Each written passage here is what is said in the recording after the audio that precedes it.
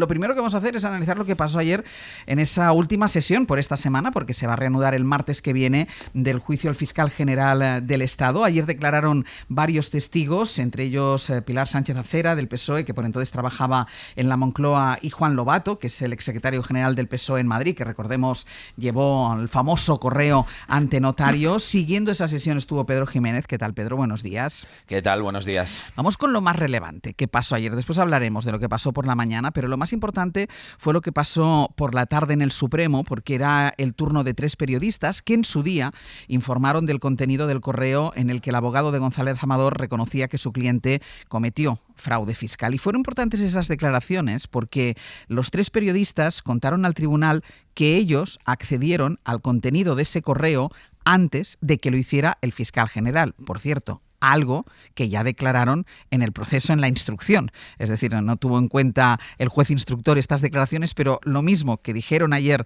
en sede judicial, en el Supremo, ya lo dijeron también durante la instrucción.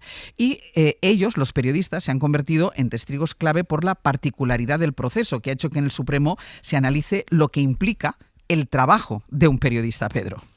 Sí, la verdad es que fue bastante llamativa las declaraciones de ayer en la sesión de la tarde, porque los primeros 3 periodistas que han declarado no se han movido un milímetro respecto de lo que ya le explicaron al juez instructor, a Ángel Hurtado. Ellos manejaron el documento que se investiga antes de que lo tuviera el fiscal general. Eran 2 periodistas del diario.es y uno de La Sexta. El primero, Precedo, explicó que el 6 de marzo, una semana antes, tenía el expediente tributario de Alberto González Amador, la denuncia de la Fiscalía por fraude fiscal y el correo que se investiga. Todo lo tenía impreso sobre la mesa. Puso a un equipo del diario a trabajar la documentación y publicaron la denuncia. No publicaron el correo porque la fuente no le permitió usarlo.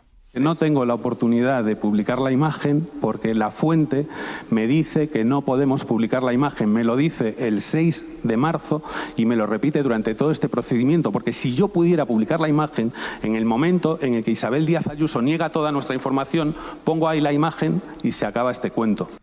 Se acaba ese cuento. Decía José Precedo que preparó también un serial. Nos contó que preparó un serial desde el 6 de marzo que tenía la documentación, pero el 13 de marzo esa idea de hacer informaciones por entregas del expediente tributario de Alberto González Amador saltó por los aires gracias al bulo que fabricó Miguel Ángel Rodríguez, que ha llevado al banquillo al fiscal general. Una situación, dijo ayer, que le genera un dilema moral por estas razones. Que en 22 años de carrera, Álvaro García Ortiz no me ha pasado un papel nunca.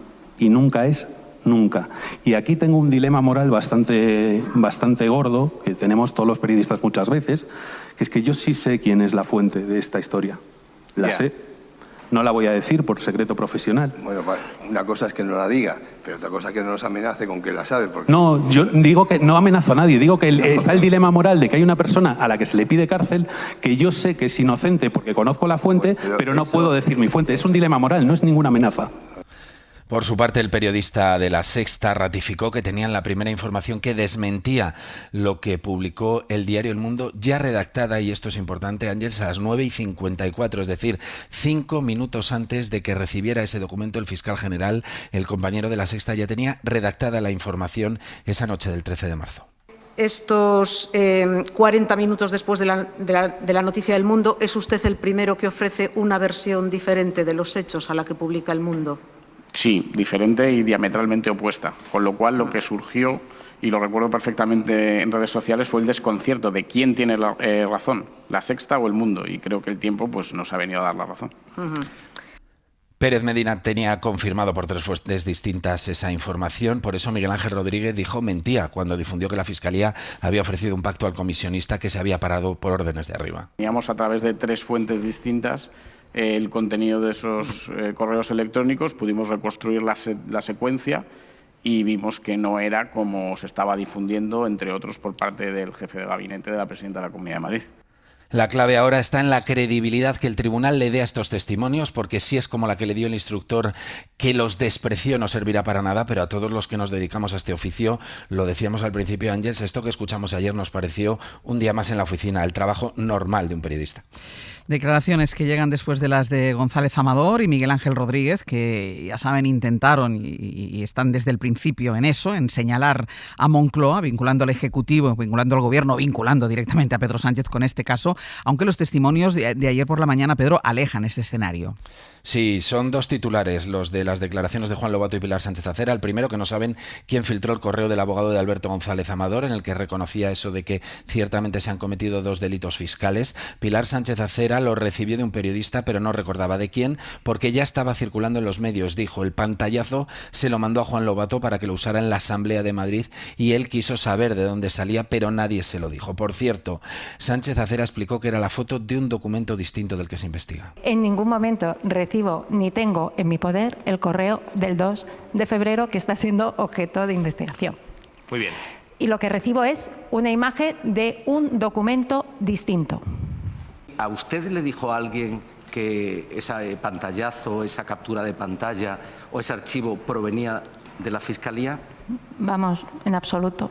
¿Ha recibido usted algún correo o documento de la Fiscalía General del Estado? No. No hay más preguntas, señoría. Lobato fue el primero en declarar y su interrogatorio estuvo marcado por los intentos del abogado del novio de Ayuso de implicar a Moncloa en el caso, algo que la Sala de Apelaciones ya desechó por completo. El presidente del tribunal le cortó en seco. A él. Sí, el día anterior también se habría revelado... Perdón un momento. Sí. Le recuerdo, le recuerdo que el objeto del proceso es lo que se fijaron en los hechos punibles. Un tirón de orejas, Ángels, que no fue el único que se llevó en ese interrogatorio el abogado del novio de Ayuso. Decía Pedro que por esta semana se han acabado las declaraciones, se han acabado las sesiones hasta la semana que viene. El martes se reanuda el juicio, así que la pregunta ahora mismo, después de lo visto y escuchado estos días, ¿en qué punto dirías tú que está a la vista, que está el juicio? Pues en un momento raro, Ángels, porque no hemos escuchado ni hemos visto nada que permita relacionar al fiscal general del Estado con la filtración del correo.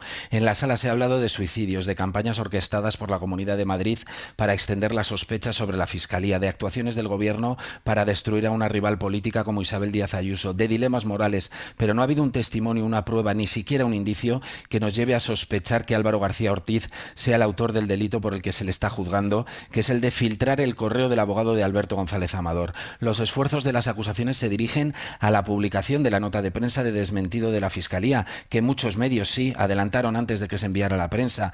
La semana que viene escucharemos a más periodistas, entre ellos a Miguel Ángel Campos, decir que tenían el correo antes que el acusado, y a la UCO, que será la que tenga que explicar por qué le otorgó un papel preeminente en la filtración de lo que de momento no tenemos ningún indicio en 3 jornadas de juicio. El fiscal general será el último en declarar. Pedro, gracias. Un abrazo. Decía Pedro, cuando escuchábamos las declaraciones de nuestros compañeros, los periodistas, sobre todo de José Precedo, que yo creo que explicaba perfectamente cuál es el trabajo de un periodista. Y decía Pedro Jiménez, bueno, es un día más en la oficina. Yo también le diría, no en todas las oficinas, porque no en todas las oficinas se trabaja de la misma manera. Y lo digo también porque veníamos del día anterior de escuchar al jefe de gabinete de Isabel Díaz Ayuso diciendo que difundió una mentira, que difundió un bulo, sabiendo que era una mentira, sabiendo que era un bulo, y la excusa que él puso es, bueno, es que yo soy periodista, yo no soy notario. No, los periodistas difundimos verdades y para ello las contrastamos y para ello respetamos a las fuentes. Si una fuente te dice esto no lo publiques, no se publica, y no se publica una información hasta que la tenemos suficientemente contrastada, al menos en las oficinas que yo conozco. Luego hay otras oficinas que hacen otras cosas. Claro, y lo he escuchado ayer, y empiezo por ti, Ignacio, porque sé que ayer fue un día intenso para vosotros, me lo estabas diciendo por esa declaración de José Precedo. Claro, es que ellos, los periodistas, y José entre ellos, ya dijeron esto en el periodo de instrucción. Es decir, ¿qué tiene que pasar? O sea, ayer, escuchándole tanto a él como escuchando al resto de compañeros, y todo lo que se ha escuchado hasta ahora, lo decía Pedro Jiménez, no hay una prueba de cargos como para que el presidente de la sala dijera, miren, vamos a dejar de perder el tiempo, porque no hay ninguna prueba hasta ahora que incrimine a este señor. La instrucción del juez Hurtado, la investigación que hizo judicialmente, lo único que acreditó fue la hora exacta a la que el fiscal general del Estado accedió a esa información. Y luego lo que hizo fue ignorar todas las pruebas que había y todos los testimonios que había, no solo de los periodistas del diario.es, sino de los periodistas de la SER, los periodistas del País, Miguel Ángel Campos lo contó los aquí. Periodistas de La Sexta, incluso el periodista del Mundo habla de que a él le llega esa información sobre que hay unas negociaciones abiertas antes de acceder a ese correo que luego publica. Todo eso es previo a la hora en la que, al 13 de marzo, a las 21:59, que es la hora a la que sabemos de manera fehaciente que el fiscal general de Estado consigue por fin esa información.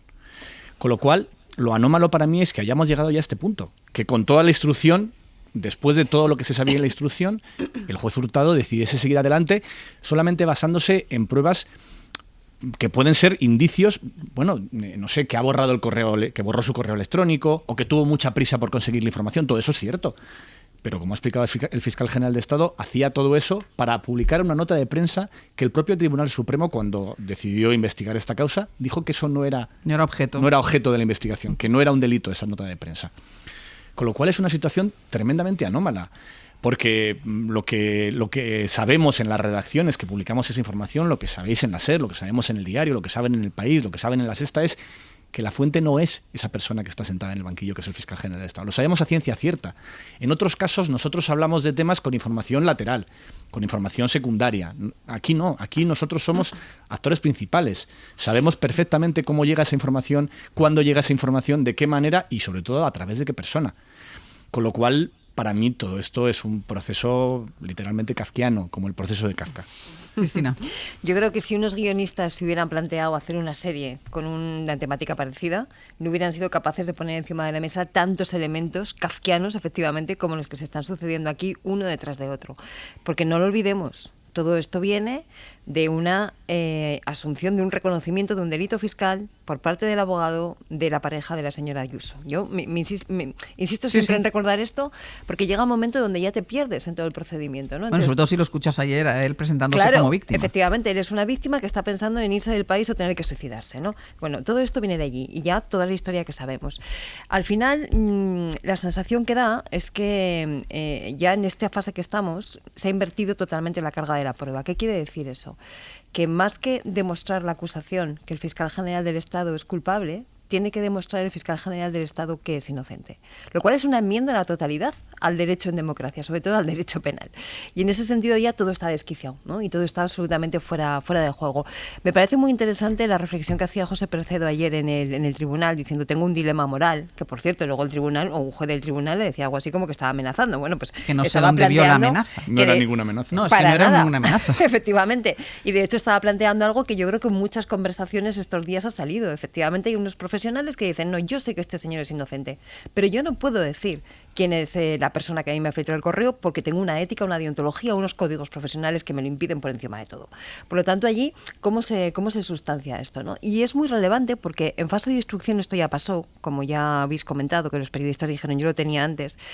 El jurado, o el juez Hurtado, perdón, en este caso no se lo creyó y no pasa nada, pero si en estos momentos, ahora ya en fase de juicio oral, pasa lo mismo, y el tribunal considera que esos periodistas mienten, tiene que abrir un procedimiento. ¿Lo va a hacer?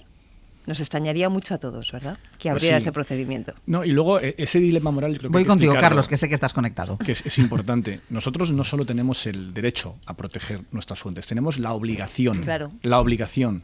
Es decir, nosotros...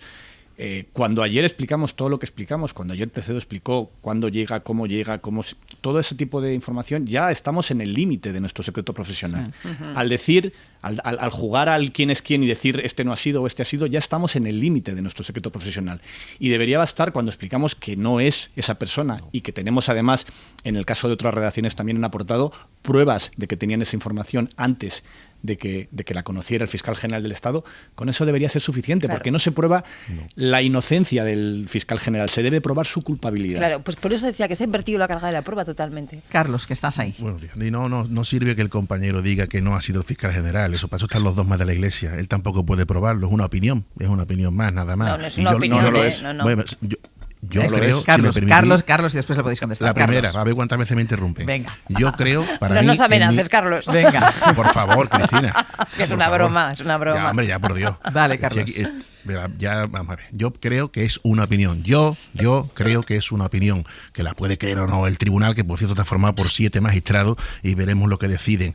Y es verdad que hay que demostrar que el fiscal general ha sido el que habría filtrado y eso de momento no está aprobado. Eso es verdad. Eso es verdad. Otra cosa distinta es que a mí me huele muy mal, tremendamente mal, el borrado de los correos, la mala memoria, los casuales cambios de teléfonos móviles y por tanto la pérdida de mensajes. Eso tiene un tufo tremendo, me huele muy mal. Y a lo que voy, A lo mejor el fiscal general sale absuelto de esto, yo no tengo por qué dudarlo, hay que esperar. Pero lo que sí me sigue preocupando antes, hoy y mañana es el desprestigio de la Fiscalía, que se hubiera arreglado dimitiendo. Yo sé que el Estatuto de la Fiscalía no obliga técnicamente a dimitir porque un fiscal general esté procesado. Se dice pronto, no está obligado a dimitir, porque probablemente había una laguna legal, porque nadie se imaginaba, ahora que habláis de película, es que esto nadie se imaginaba que un fiscal general pudiera estar procesado. Pero usted hubiera dimitido, le ahorra el desprestigio a la Fiscalía y le hace un favor a las instituciones, que últimamente en España sufrimos una degradación palmaria de la vida pública. Insisto, todavía no hay demostración, hay que esperar, pero ojo, el hecho no se discute quién ha sido. Veremos si se demuestra que ha sido o no el fiscal general, pero no lo suena de verdad muy mal que un fiscal general del Estado borre los correos, que Pilar está el cambio de móvil, que no se acuerde el medio de comunicación. Eso huele muy mal, tremendamente mal. En el análisis de lo que sucedió ayer, en la jornada de ayer, en la sesión de ayer del juicio al fiscal general del Estado, con la declaración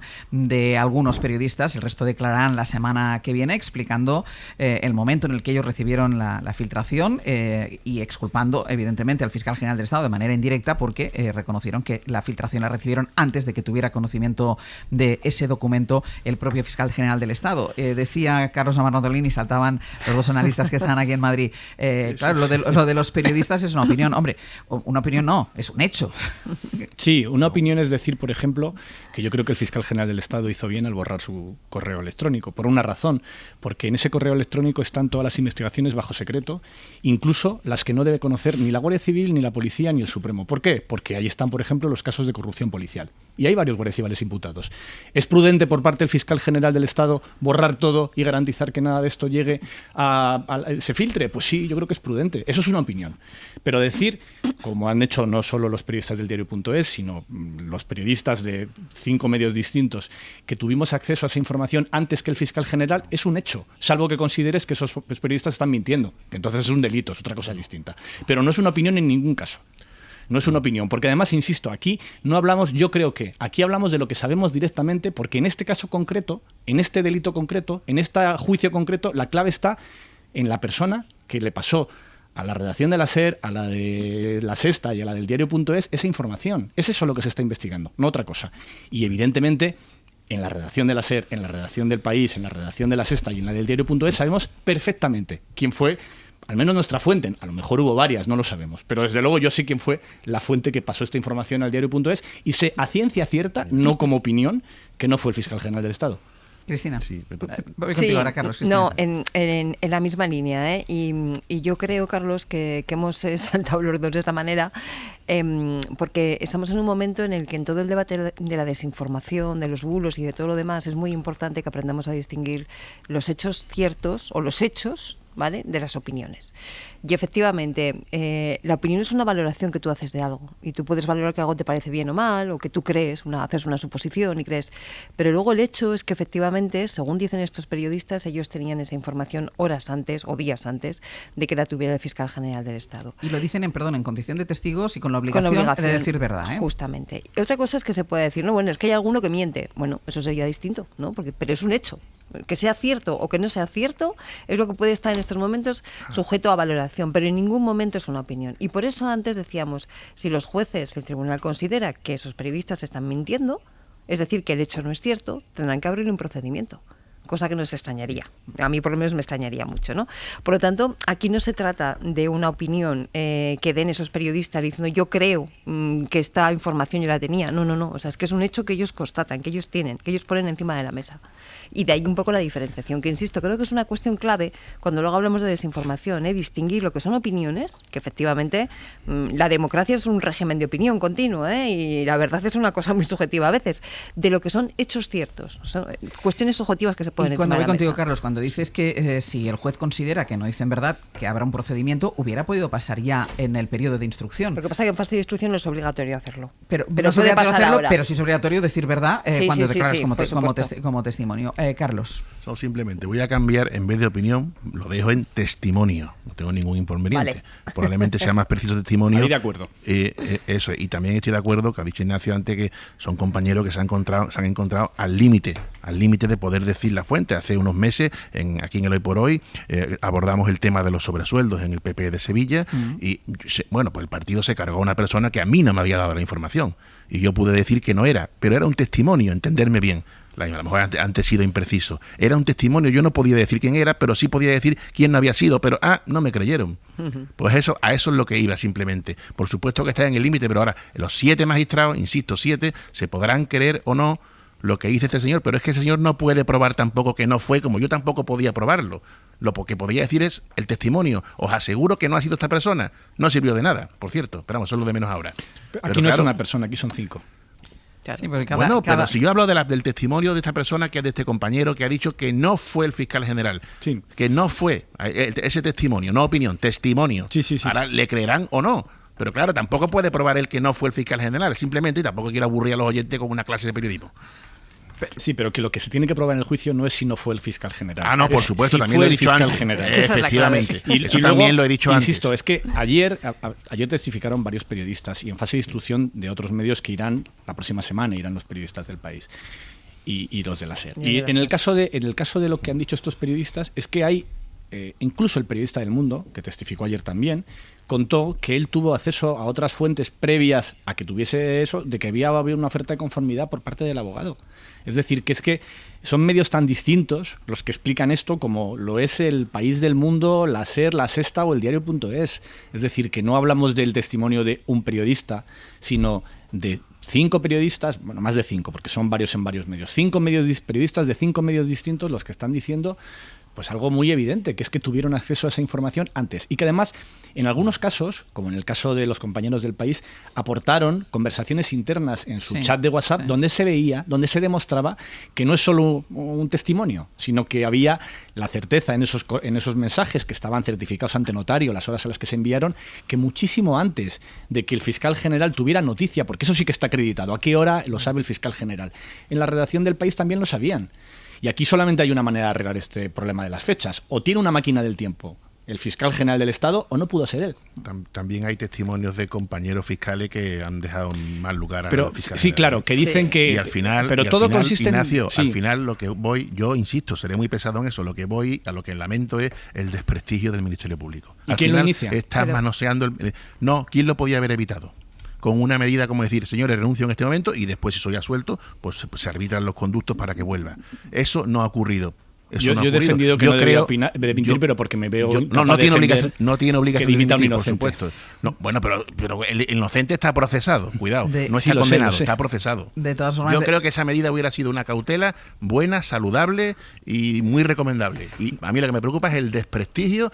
Ojo, se dice pronto, del Ministerio Público. Yo de todas formas, salvable, de todas formas decía Carlos una cosa, no quiero aburrir con una clase de periodismo, pero yo sí que quiero poner en valor la buena praxis periodística, porque al final, si no se cree el testimonio, vamos a dejarlo así, de los compañeros periodistas, no crees en la buena praxis periodística. Y yo quiero recordar, y lo decía al principio, que venimos de una declaración de alguien que lanzó un bulo, que le compraron algunos medios de comunicación que no contrastaron, y esa persona que lanzó el bulo, que es Miguel Ángel Rodríguez, dijo antes de ayer en sede judicial que él puede mentir porque es periodista. O sea, yo sí quiero poner en valor la buena praxis periodística y ese dilema que planteaba que el juez, que tampoco entiendo cómo vivió ese dilema como una amenaza, ese dilema de José Precedo, cuando dijo, si es que yo sé que la fuente no es este señor que está aquí sentado en el banquillo de los acusados, pero yo no puedo dar a conocer mi fuente. Y yo creo que ese es nuestro trabajo y es el que hay que poner en valor, y me duele especialmente que aquellas personas que sí tienen una buena praxis periodística, que hacen bien su trabajo, no sean creídos en sede judicial, y me preocupa. La verdad es que me preocupa.